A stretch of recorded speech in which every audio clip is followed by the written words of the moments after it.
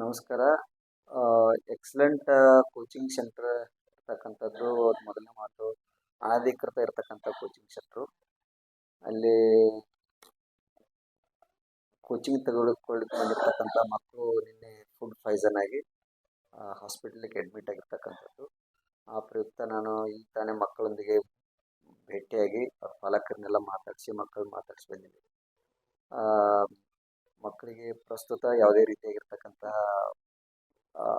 Out of ಇದು ಇಲ್ಲ, danger ಝೋನ್ನಾಗ ಏನಿಲ್ಲ. ಎಲ್ಲರೂ ಆರೋಗ್ಯವಂತರಿದ್ದಾರೆ ಮತ್ತು ನಾನು ಡಾಕ್ಟರ್ ಕೂಡ ಮಾತಾಡಿದೆ, ಏನು ಸಮಸ್ಯೆ ಇಲ್ಲ ಅಂತ ಹೇಳಿದ್ದಾರೆ. ಬಟ್ ಫುಡ್ ಪಾಯ್ಸನ್ ಆಗಿರ್ತಕ್ಕಂಥದ್ದು ನಮಗೂ ಕೂಡ ತುಂಬ ನೋವು ತಂದಿದೆ ಮತ್ತು ಮಕ್ಕಳಿಗೆ ಈ ರೀತಿ ಆಗಬಾರ್ದು. ಅಂದರೆ ಆ ಸಂಸ್ಥೆಯವ್ರಿಗೆ, ಎಕ್ಸಲೆಂಟ್ ಕೋಚಿಂಗ್ ಸೆಂಟರ್ದವ್ರಿಗೆ ಅದನ್ನು ಕ್ಲೋಸ್ ಮಾಡಲಿಕ್ಕೆ ಈಗಾಗಲೇ ನಾವು ನೋಟಿಸನ್ನು ಕೊಟ್ಟಿದ್ದೀವಿ ಅವರಿಗೆ. ಆದರೂ ಕೂಡ ಅದನ್ನು ಮುಂದುವರ್ಸಿದ್ದಾರೆ. ಅವರು ಇನ್ನು ಅದನ್ನು ಬಂದ್ ಮಾಡಬೇಕು, ಎಲ್ಲರೂ ಬಂದ್ ಮಾಡಬೇಕು. ಅವ್ರು ಬಂದ್ ಮಾಡದೇ ಇದ್ರೆ ನಾವು ನಿಮ್ಮ ಅನುಸಾರ ಶಿಸ್ತು ಕ್ರಮನ ಕೈಗೊಳ್ತೀವಿ. ತಾಲೂಕಲ್ಲಿ ಸರ್ ಟೋಟಲ್ ಆಗಿ ಭಾಳ ಪೇಷಂಟ್ ಸ್ಮಾಲ್ ಪೇಷಂಟ್ ಅದ.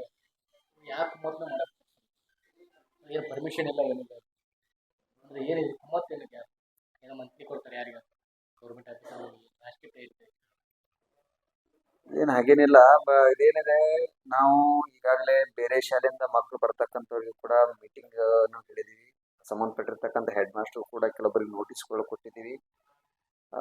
ದೆನ್ ನಾವು ನೋಟಿಸ್ ಕೊಟ್ಟರು ಕೂಡ ನಮ್ಮ ಕಣ್ಣು ತಪ್ಪಿಸಿ ಕೆಲವು ಸತಿ ಈ ರೀತಿ ಮಾಡ್ತಕ್ಕಂಥದ್ದು ನಮ್ಮ ಗಮನಕ್ಕೆ ಬಂದಿದೆ.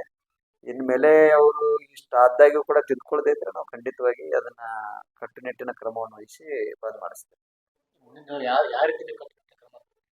ಅದೇ ನಾವು ಪೊಲೀಸ್ ಇಲಾಖೆಯವ್ರ ಜೊತೆ ಒಂದು ಸಂಪರ್ಕ ಮಾಡಿ ನಮ್ಮ ಇನ್ನೊಂದು ಮಕ್ಕಳ ರಕ್ಷಣಾ ಘಟಕ ಇದೆ ಬಾಗಲಕೋಟೆಯಲ್ಲಿ. ಅವ್ರ ಜೊತೆ ನಾವು ಅವ್ರದ್ದು ಸಹಾಯ ಸಹಕಾರ ತಗೊಂಡು ನಮ್ಮ ಇಲಾಖೆ ಮತ್ತು ಅವ್ರದ್ದು ಪೊಲೀಸ್ ಇಲಾಖೆ ಇವರೆಲ್ಲರೂ ಒಂದು ಸಹಯೋಗದೊಂದಿಗೆ ನಾವು ಅಷ್ಟು ಕೂಡ ಇದಕ್ಕೊಂದು ಟಾಸ್ಕ್ ಫೋರ್ಸ್ ಮಾಡಿಕೊಂಡು ಕ್ರಮ